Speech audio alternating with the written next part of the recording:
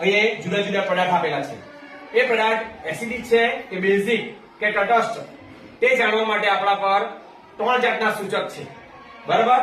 એક તો જાસૂદનું દ્રાવણ, જાસૂદના ફૂલનું દ્રાવણ આપણે બનાવ્યું તે છે. પછી બીજું છે હળદરનું દ્રાવણ અને ત્રીજું છે લાલ લિટમસ પેપર અને ભૂરું લિટમસ પેપર. હવે અહીંયા પદાર્થ આપેલા છે જુદા જુદા, તેના વિશે જોઈએ. પહેલું છે ખાંડ, બીજું બોલો મીઠું, ત્રીજું અગડી, પછી ચૂનાનું પાણી, પછી સોડિયમ હાઇડ્રોક્સાઇડ, આંબલી, સાબુનું પાણી, વિનેગર, હાઇડ્રોક્લોરિક એસિડ અને સલ્ફ્યુરિક એસિડ. બરાબર? હવે આપણે ટેસ્ટ કરીએ.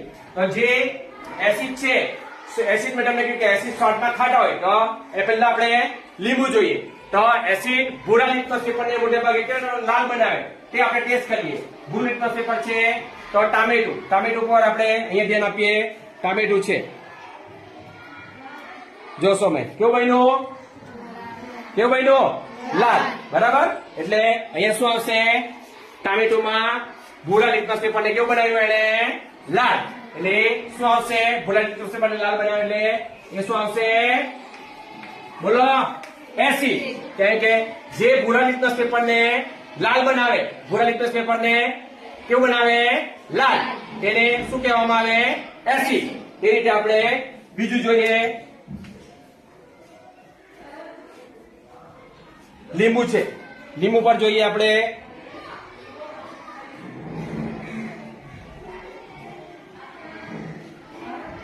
કેવું બનાવ્યું છે?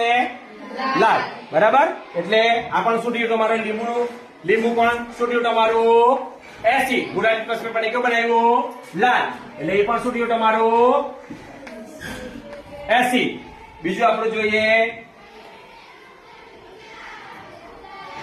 દહીંમાં બોલીએ આપણે. દહીં કેવું બનાવ્યું છે? લાલ. કયા લિટમસ પેપરને? ભૂરા. ભૂરા લિટમસ પેપરને દહીં કેવું બનાવ્યું છે? લાલ. એટલે દહીં પણ કેવું છે? દહીં પણ કેવું છે? એસિડ. પછી આપણે આગળ જોઈએ. આપણા પર છે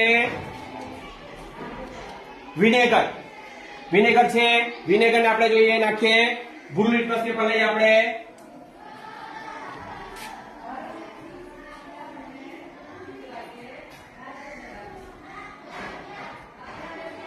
કેવું બનાવ્યું છે?